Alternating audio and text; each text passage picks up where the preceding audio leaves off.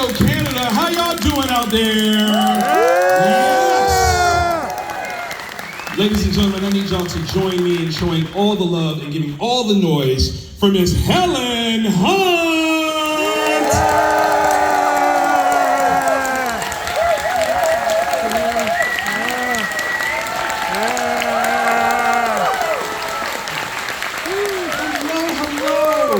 So good to see you. Please join us. Yes, please have a seat. I'm gonna climb up in this chair. Hopefully I don't die. And meet it. Excellent. Hello. Hi there. How is this glorious Saturday treating you? Very well. I love it. I love it. Have you been to Toronto before? I have. I've been to your film festival a few times. Yes. I've worked a little bit. How about that? I don't remember which signs you've been working too long. No. No, but I have been here and I have friends from here. Love that. Yeah. Do you have any like favorite food places that you like to visit here? I remember some incredible Chinese food when I was here before, right? Isn't that? Do we co-sign this? Yes. Okay. I'm gonna need some recommendations. Just hit me up. I want to know what to eat tonight. Yeah. That's gonna be a good one. Okay, so we have so many fans here in the room, and I want to talk about so many different things with you. But I think it's important for us to understand your origin story. Like being in entertainment is kind of in your blood. Yeah, my dad was a director, a theater director, and so I used to go to rehearsal with him, and I never thought about being an actor, but I thought I just like when people get together and tell a story in a room, and then I went to an acting class just because my aunt, who's my age, which is a whole other story, was in the class, and I don't know what happened. An agent came, and I turned around, and I was in Canada for my first job in Calgary. How about that? Yes. Yeah. I love that. So to be around acting, right? Is it something that you understood immediately as a craft, or just something interesting as an art form? Well, like I said, my first thing was just loving how much fun everybody seemed to be having who was part of telling a story, whether you were doing the wigs or on the stage or backstage. It just seemed like fun. And then somewhere along the way I realized, oh, it's invisible, but this is an actual thing you have to learn. Right. I hear stories about people who don't study and are just, awesome, but I think you can't be awesome over time if you don't work on how to do this thing. I think that's one of the most important things. Do we have any aspiring actors in the audience? They're like, no way. You don't have to be quiet about it. You can make noise. You're allowed. Couple people. Yes, but I think that's a very important thing to understand, is that there is true craft, and in exploration of it, that's how you build that longevity, and to have a distinguished career as your own, proof positive, right? Yeah, my dad was also an acting teacher, and since he passed away, myself and somebody else together took over his class. That's fantastic. I was starting to teach a little bit, That's the sweetest thing ever. I love that. Yeah, make some noise for that. Now, considering like your experience with different forms of acting, either on the stage, TV, the big screen, do you have a preference for which area excites you the most? No, it's like the best story, That's really the number one thing. The best story, the best people, and the best part. Probably in that order. I like that. So in terms of tiers, the best story, best collaborators, and then the best part possible. Do you have a favorite out of any of your roles that fit that criteria? I'm lucky enough to have a few. I was on a show called Blind Spotting. Come on, a couple years ago. That's a jam. Brady was the best. And I thought of that because of the collaborators part. I became really close with the two guys who created it, Raphael Casal and David Diggs. Yes. You guys saw Hamilton on Apple TV. He was the Thomas Jefferson Lafayette of it all. And they had such a love for their story. Absolutely. And then, as good as it gets wasn't terrible. Come on. Academy Award performance, let's go. Absolutely. And Mad About You actually was such a tiny it was such a tiny little story that I thought it would never last. We did our first episode and I thought, well, this is lovely, but it's never gonna go because what is it even about? It's about two people who love each other. So it's kind of amazing that we squeezed 8 years out of that tiny That's premise. brilliant. Absolutely. Well, because that is an ongoing story, one that kind of people need to be retaught every once in a while. So I have guilt about these people. You want to switch for a minute? okay. Switch. Musical chairs, musical chairs. That was the most fun. Okay. When it comes to some of these roles, I think there are some magical things that you bring, just especially when it comes to blind spotting. That was one that I thought was super progressive. And that seems to be something that you tackle very, very well, from Project X to Twister. Like, the idea of being a forward-thinking person, how much is that just you and who you are? Gosh, I don't know. These two guys are from the Bay Area, That's right. San Francisco, Oakland in particular, and their lives and everybody's life around them were really touched by, mass incarceration, which down where I'm from is a big epidemic, and it hadn't really been explored, the sons and daughters and wives and mothers in my case, and what the effect was. So, and it was a musical, and our choreographer won an Emmy. I hope you guys will watch it. It was on Stars. Does that mean it's on Stars up here? Do we have that up here? Yeah. Excellent. Okay, but it's a beautiful show, and so they were forward thinking, and I got to be with them on that. It was so very lovely, the message of family. Yeah. And I think that plays in a few different roles that you've had.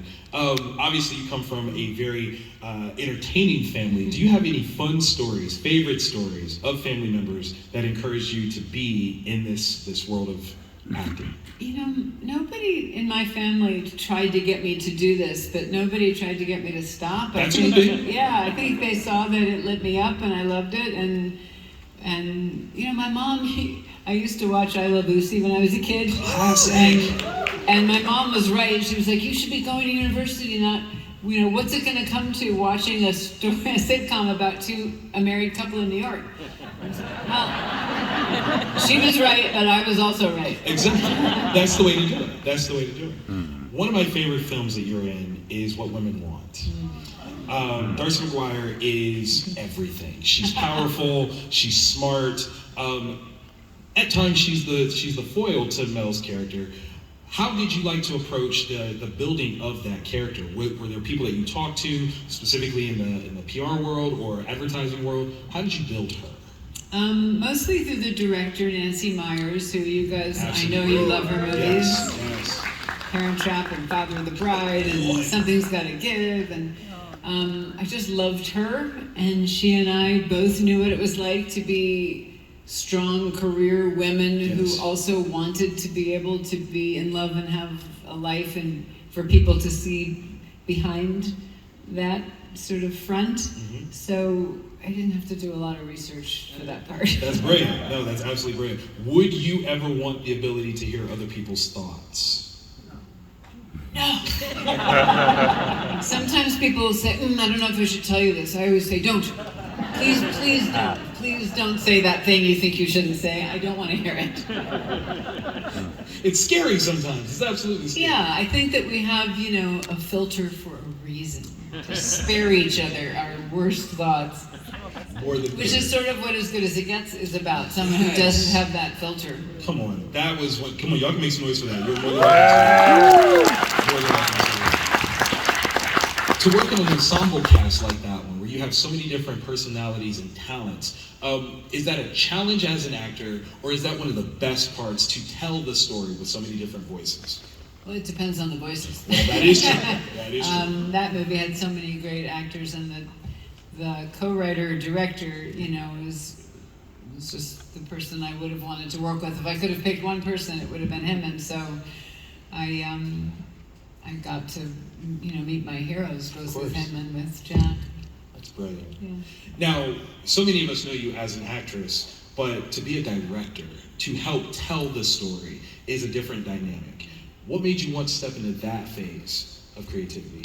I wrote a script called Then She Found Me, which is me and, nobody's seen it, but now you'll go see it. Now you'll go see it. I don't know where to find it here, or at home, but it's me and Bette Midler and Colin Firth and Matthew Broderick, and actually, it premiered in the Toronto Film Festival. See? There's an archive That's somewhere. right. I'm sure we can find it. At your beautiful giant theater. What's it called? The big. Yes. Here we go. Yes, that was a major fond memory for me.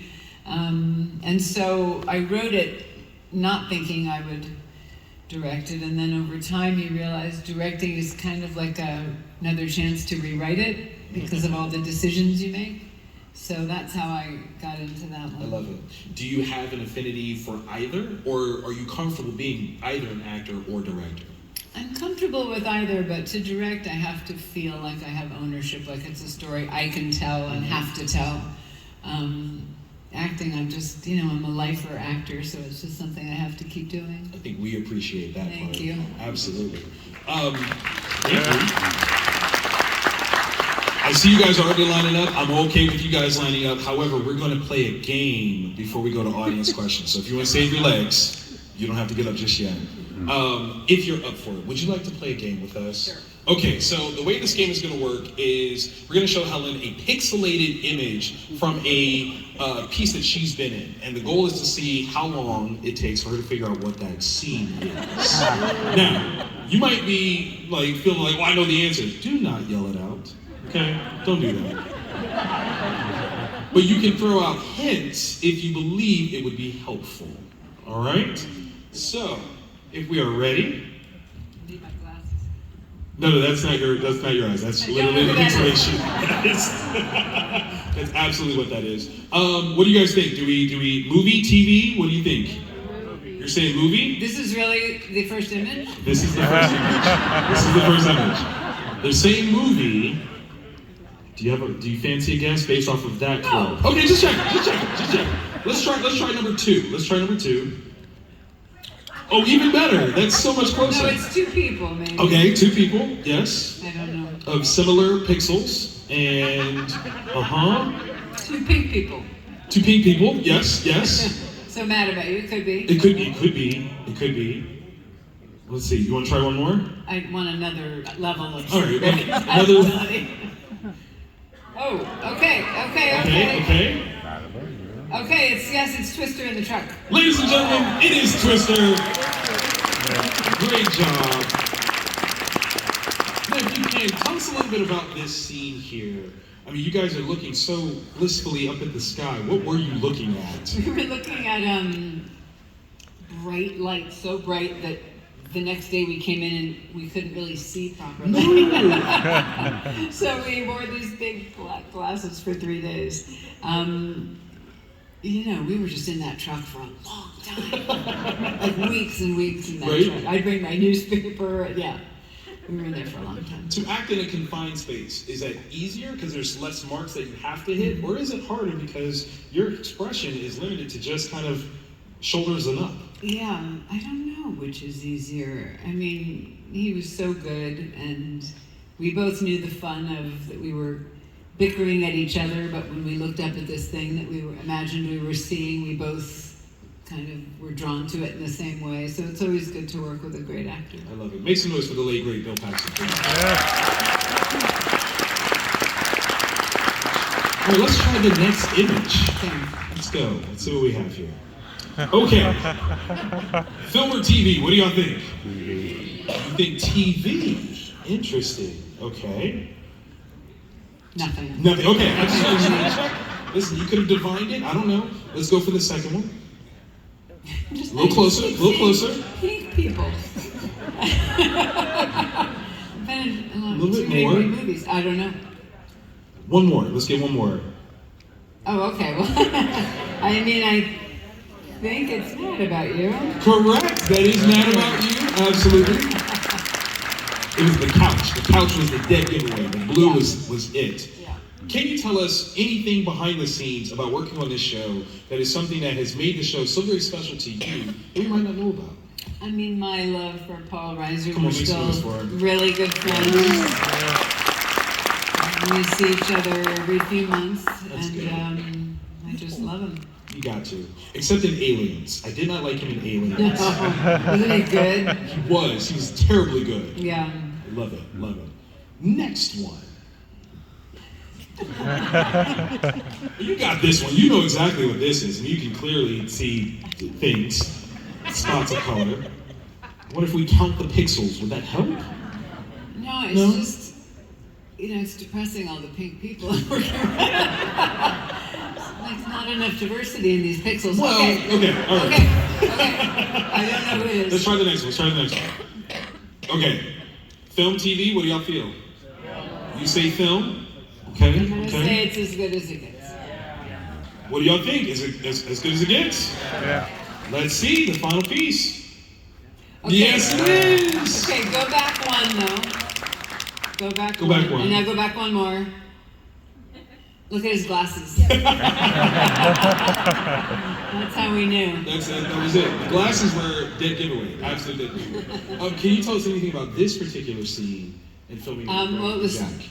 kind of toward the end of the movie, but we shot it very much in the beginning of the movie, which is always weird. You just hope you know what you're doing, because you have to kind of put a flag in the sand and say, this is what the character's like 2/3 of the way through the movie. But look at Greg's got a whole thing going on about it. No, really, if you remember the story, he kind of lost everything when he went through this horrible incident, and it's before he kind of rediscovers his art and Jack's sight. I don't know what I'm doing exactly. I'm liking the music. I'm liking the Van Morrison. That's what I'm doing. It's 3 interesting characters is what I see. This is one of those movies that I think, ironically, would not exist here in Canada because he loses everything due to medical expenses and things like that. It's a States thing. Sorry. In fact, the first time we screened it, I have this line I scream out about privatized medicine, and the audience cheered. Mm-hmm. I scream out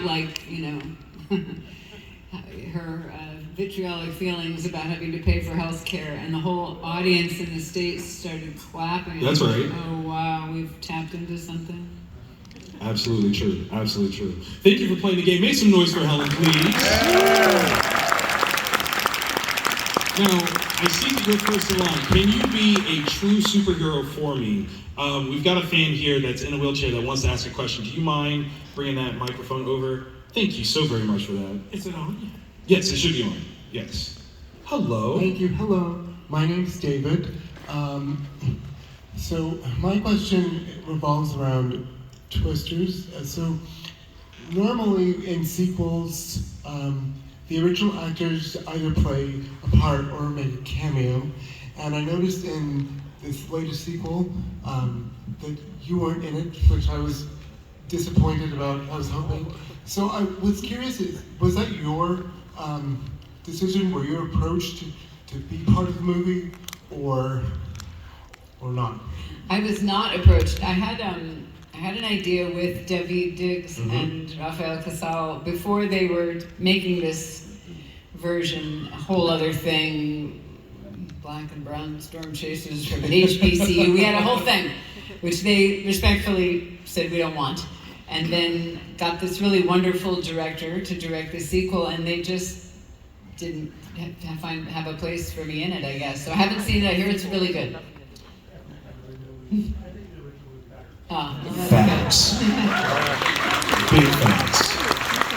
I mean, it is okay. It's very much so in the Hallmark sort of vibe. So it's nice, but the action of the original, unmatched.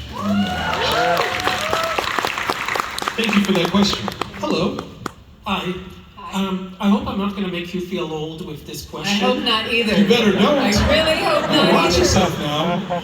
But you guest starred in what I thought was the coolest show when I was growing up. And looking back, I think back then I thought it was probably the coolest episode. So do you have any stories or anecdotes or memories of when you guest starred on The Bionic Woman? Oh, yes!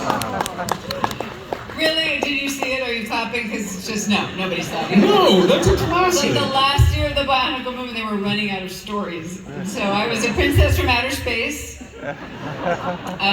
who came down, and I had like a thing where I could make myself this big. So they put me next to a giant phone that they had sitting around the Universal lot. I just remember being a little bit in love with Lindsay Wagner. She was so beautiful and sweet and classy. That's what I remember. Love that. So was I. Yes. Thank you for that. That was a good Thank question. you. Thank you. Y'all need to go watch that episode. Like, let's just get the views up like tremendously. Hello. Hello. Hi. Asking Helen. Hello. My question for you is, on Mad About You, what was your favorite episode to do? My favorite one? Favorite episode of Mad About You? Yes. Well, the last one I'm very sweet on because I directed that one, and it was an Make some hour noise for that, long. y'all. Yes, yes. And I'm super proud of it, and also it helped me not just be crying all for the whole last 2 weeks because I was busy trying to make a sort of ambitious last episode. Brilliant. Thank you. Thank you. Hello. Hi, my name's Kristen, and my question is also taking you back in time. What's your favorite memory from filming Girls Just Wanna Have Fun? Come on. Classic. I think dancing. I had taken dance classes forever just for fun, and so just getting to be that silly and getting to play the part of the one who said, "Come on, let's go enjoy our young lives." That was really fun. I love it. Thank you. How often did you listen to that song on set? I don't remember ever listening to the song, but it's not because it's not a great song. It makes you still enjoy it now, so I totally understand. Absolutely. Hello. Hi, Helen. I think you were wonderful in the final scene of Castaway, where Tom Hanks is reunited with you. To me, it goes through so many ups and downs. Yes. It goes from inside out into the rain and into a car. Can you tell us a little bit about the filming of that scene? And was it done in a short period of time, or did you have to experience those emotions over a number of days? It's a good question. I want to say it was one big day, but that seems impossible. So maybe it was 2 days. He's just such a wonderful actor, and Bob Zemeckis is such a great director. And I remember we rehearsed it, and the one thing I offered up that after we rehearsed it, something wasn't quite feeling right, and I thought to myself and shared with them, I think we have to believe that at any moment they could throw their arms around each other and like that could happen at any second. And once we put that in our heads, talking about maps and talking about these sort of everyday things got more interesting. But he's just such a dream to work with. It wasn't hard. Thank you. Thank you. Hello. Hi, Helen. Thanks for being here. Thank you. You've worked with so many great people over the years. I was wondering if you could recall a story or a memory of working with Jack Nicholson on set. Yeah. I remember one day he was really frustrated because I think the director wanted him to do something a certain way and he wanted it to be the other way. And, when you're acting, you get very nervous when you fear you're not going to be good. That's when you hear about actors. I mean, I'm sure some of them are awful, but really it's the fear of humiliating yourself, which is driving a lot of people's crankiness when they work. And Jack came into the trailer and said, it doesn't matter anyway. And then he stopped and said, the only art I have left is not to think like that. Wow. Is to stay in the game and keep working. And so I'll never forget it. That's brilliant. Yeah, thank you. Have you ever gone to a basketball game with Jack? No, I went to a final Laker game where they won with Mel Gibson. Oh, snap. Sitting courtside because he had the seats. Of course. And the Lakers won, and I felt this bum bum bum at my back, and I was like, oh, we're about to be trampled right now. And then somehow we got out of there, and but this is one of the things where they were turning over cars and burning them in the streets. So it was exciting, and then it was a little too exciting. Fair. More than fair. Hello. Hi.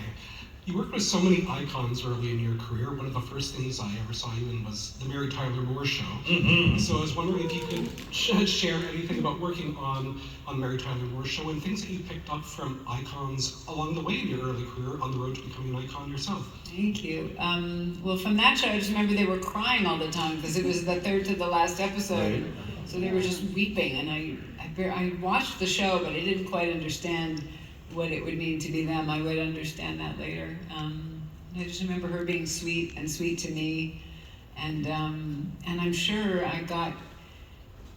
I know that if I got good at doing that kind of comedic work, it's because I watched her and Carol Burnett and Lucille Ball, just watching those women and how they worked.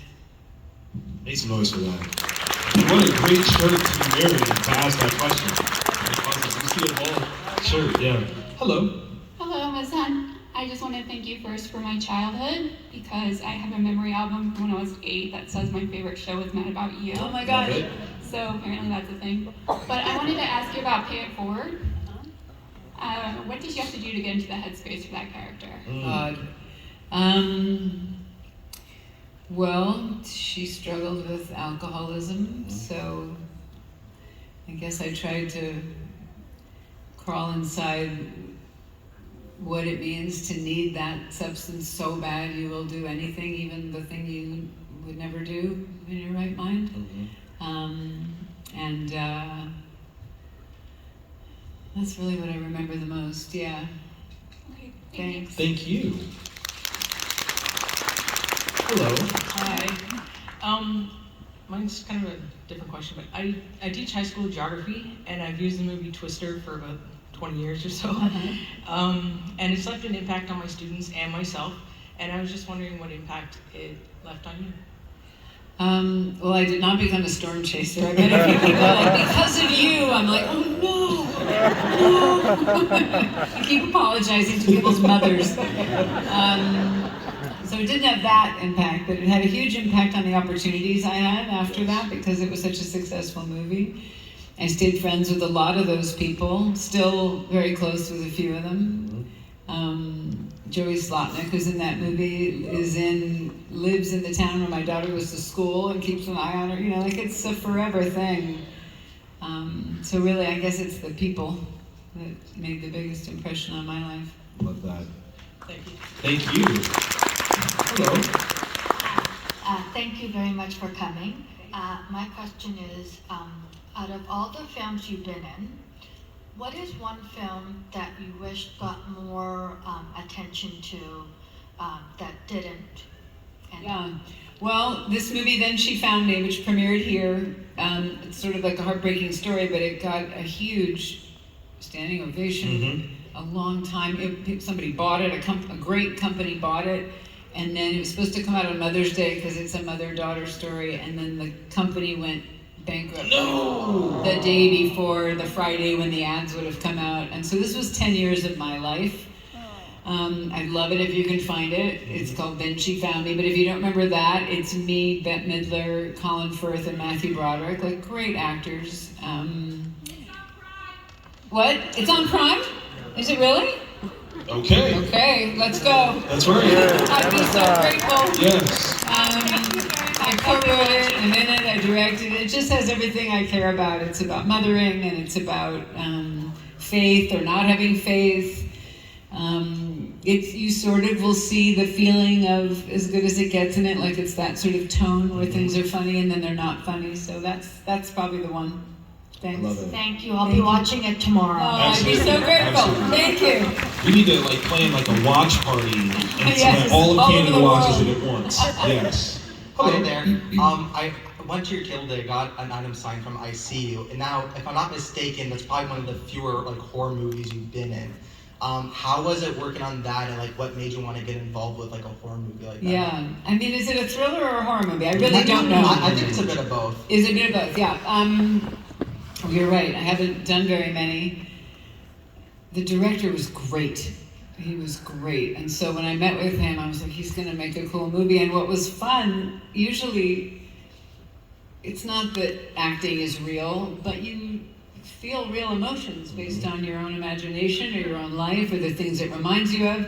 And in this one, we would just do a take, and then I would go, was that scary? I'd be like, it was pretty scary. Let's do one more. And then we do it again. Was that scary? So it wasn't so taxing. It was really just fun. How do we make this like a spooky thrill ride? And my daughter loves that movie. It's actually cool. It premiered in South by Southwest in a midnight show, which I can't even believe is a thing.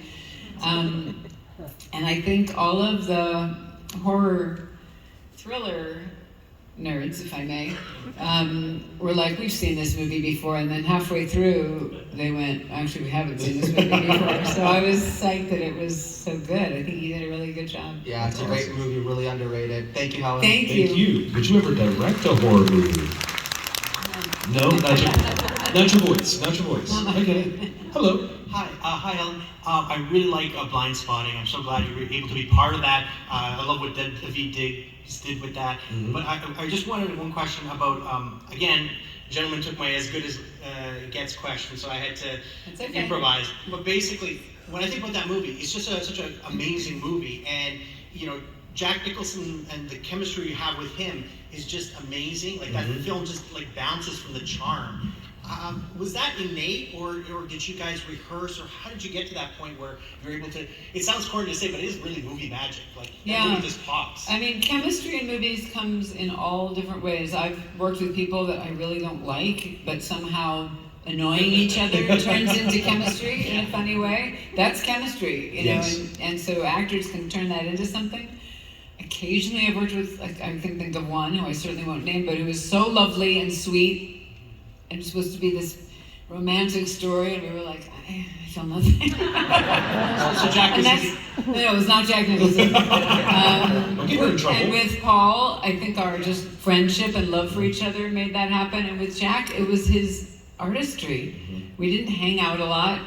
I was not into hanging out. I thought for these two people, better to just go back and eat my lunch and let whatever happens happen on film. But it's what a brilliant actor he is, and how much he rooted for me to be good is, and the icon of Jack Nicholson. Like partly I was using that, like this weird guy who is exotic in a way comes into where I work. You know, who he was helps that. Thank you so much. Thank you. Hello. Hello. Hi. Hello, I'm Will. Hi. Thanks for the privilege to be talking to you. Thank you. And first of all, you make me want to feel better. Thank you. Yes. Okay, Great question about, I would love to hear your thoughts on the evolution of acting, if you agree there is one. The evolution of acting? Acting, yes, especially for screen. And people say that media is changing and becoming fast-paced, but every other day people pull, like His Girl Friday, for example. And then I wonder if I can reframe this, is there any lesson you would teach and maybe your Mr. Gordon Hunt wouldn't? So a lesson I could teach about acting? Yes. Study. The lesson is to have more lessons. I think actors' voices and speech matters more than maybe some younger actors think. Because there's this thought, well, I talk like this in real life, so if I just talk like this in the movie, it'll be fine. And it just isn't. It just isn't. Certainly on a stage, you have to fill the space, but even in a film, you're bringing something more than what it's like when you have coffee with a friend. You're bringing that character's history and what they want and the style of the movie. There's a lot that you're showing up with, so I think training and theater really make good actors. I hope that answers your question.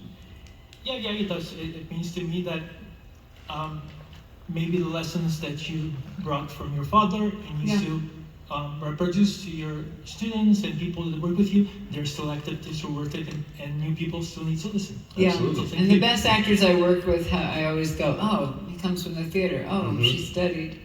Thank you. Thank you. Hello. One of the first movies I saw you in was Bill on His Own. What was it like working with Mickey Rooney? Thank you. Nice. He was kind of a maniac.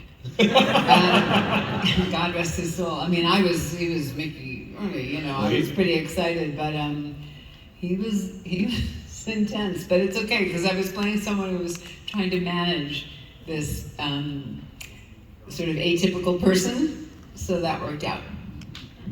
Well said. Hello. Hello. What is your favorite movie bloopers? Favorite movie bloopers. Well, there's some. I think it might even be on. What's happening in your head there? What's going on? It's a mask of It's a an mask. eye. Okay. I just wanted to see what was happening. I'm good. Paul Reiser and I would get into some real trouble just laughing and laughing. And it was funny, and then it wasn't funny because everybody wanted to go home, and we were like, I don't know what to tell you. We cannot stop. So it's that feeling that's so delicious, and then you want to stop, and you still can't stop. So I would say some of it I think you can find on YouTube. Thank you so very much. You're welcome. Bye. Bye. Bye. Hello. Got an assisted question here. Hi there, I'm just with my interpreter who's going to voice for me because I'm deaf. I wanted to say that I'm a huge fan of yours. I've seen all of your movies and TV shows, but there's one movie in particular that I just get so emotional. It's Miracle State. Ooh. Oh, it made me about bawl my volleyball, eyes Miracle out. Season? Yes. No. Yes, that's the one. Yes. Oh, I just bawled my eyes out when I saw that.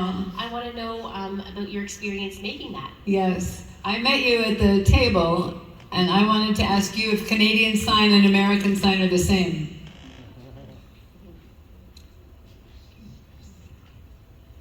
I'd say, yeah, there's similarities, maybe 50-50, I but see. I'm from the East Coast. Uh-huh. I'm from Nova Scotia, and it is different than the rest Very of it. different, yeah. Nice to meet you. The director of Miracle Season also directed Soul Surfer. Did you see that? Yeah. Yes, I've seen it. Yeah, there's a similar vibe, I think, like a heartbreaking thing that turns into a lot of grace in a family. And it was wonderful. I actually came along at a really hard time in my life, and I was working with a loving director who put my stepson and my daughter in the movie. Hey. There's a little redhead with a scene with William Hurt. That's my daughter, who has a new song out on Spotify as of midnight last night. Just saying. Let's go. Just saying. Subscribe, follow, like, all of that. Her name is McKinley. It's called Insufferable. It's only been out for like 10 hours. Okay, sorry, I digress. And all the women on that movie, some of whom were actors who learned volleyball, and some were volleyball players who became actors, were so loving and sweet to me, to my daughter. I shot it in Vancouver, and so I have beautiful memories of it. Thank you so much. Thank you. Hello. Hi, Helen. My name is Kalina. Hi. I wanted to ask a question about a recent role for you in Hacks. Super fun. You play a network executive, Winnie. Something so funny. I love your rendition of that. Thank you. I would just love to hear what your impressions are working on that show, especially with the amazing Jean Smart. I had worked with Jean Smart. She's in Project X, a movie that I did. And she's the kind of actor that all actors root for. And she was always great. She did an episode of the reboot of Mad About You. We had an impossible part that would have been maybe terrible, and she came in and was wonderful.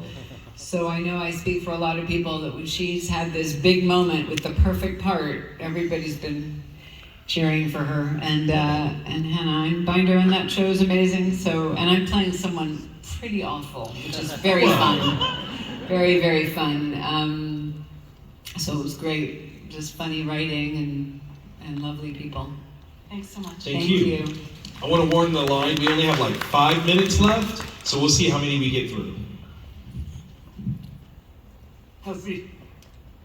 With the enhanced Fujita scale, has it had any effect on the Dorothy and the Twister movie? The Fujita scale. You're asking in terms of the visual effects? And also, yeah, because, well, partly, but does it have any effect on the Dorothy, the device that your character wanted to launch into the air to get into the tornado to get the scientific data? Do new visual effects have an effect on it? Is that what you're asking? The enhanced Fujita scale. The actual tornado scale. Yeah. Right. Here's the part where I have to break it to you. I know nothing. I had like good hair that blew in the wind. I had my tank top. I'd made up a lot of very personal stuff about why it mattered to me. I know it matters to a lot of people. I don't even know what that is. I'm so sorry. But I like that you like it. And I don't know. I've seen it quite a few. I've seen the film quite a few times. Okay. Absolutely. There's only 5 levels of the film scale. But thank you. I'm sorry I don't know more about it. But thank God you do. Yeah. Thank you very, very much. Thank you. I appreciate it. Of course. Hello. Hello. I saw you in the movie What Women Want. Yes. Was that, thank you, was that the true, legit, what women want and how women are, becoming entrepreneurs for major companies and... I'm sorry, ask the question one more time.